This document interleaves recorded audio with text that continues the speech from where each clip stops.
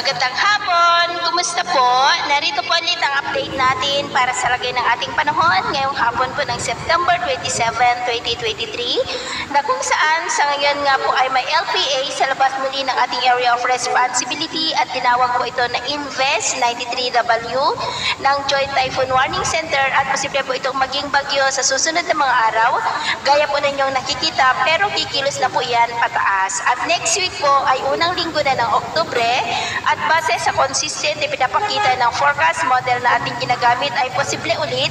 na may sama ng panahon na mabubuo sa silangang bahagi ng Luzon na posibleng maging bagyo. Gaya po ninyong nakikita na banta lalo na dito sa Northern Luzon at ang development po nitong ating babantayan kung matutuloy po yan o hindi, lalo na at posibleng lalakas na ang amihan sa susunod po ng mga araw.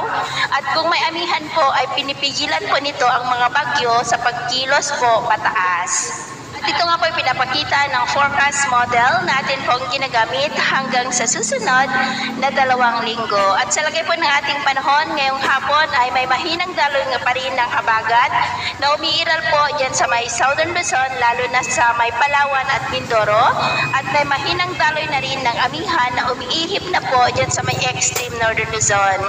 Ngayong hapon ay asahan pa din po natin ang maulap na kalangitan na may mga pulupulong pagulan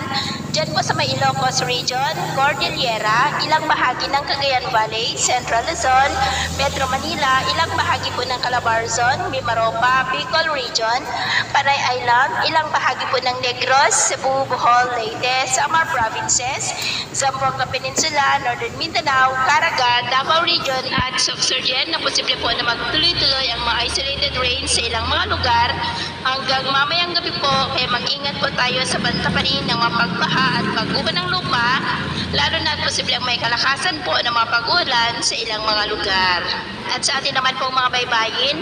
wala naman po tayong nakataas na anumang gale warning signals, pero iba yung pag-ingat lamang po kung papalaot tayo